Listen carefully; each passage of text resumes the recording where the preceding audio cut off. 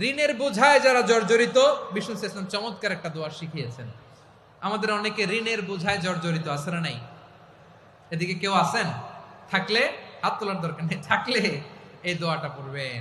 এক সাহাবীর নাম আবু উমামা, নামাজের ওয়াক্ত ছাড়া উনি মসজিদে যেয়ে বসে আছে। বিশ্বনবী বললেন, কিরে আবু উমামা, নামাজের তো ওয়াক্ত হয় নাই, মসজিদে কি? সাহাবী বলে, হুমুমুন লাজিমাতনি ওয়া দুয়ুন। নবী গো, ঋণের বোঝায় এমন টেনশনে আছি, ঘরে থাকতে পারলাম না, মসজিদে চলে আসছে। বিশ্বনবী বলেন, আমি কি তোমার এমন একটা দোয়া শিখাবো যেটা পড়লে আল্লাহ তাআলা তোমার ঋণের বোঝা হালকা করে দিবে?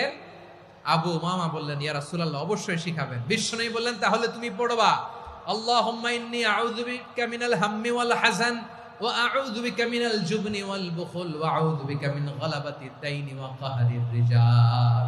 ও আল্লাহ, তোমার কাছ থেকে দুশ্চিন্তা থেকে পানাহ চাই, কৃপণতা, ভীরুতা, অলসতা, কার্পণ্যতা, এই সব কিছু থেকে, মানুষের কঠোরতা, আমার উপর মানুষের আধিপত্য এবং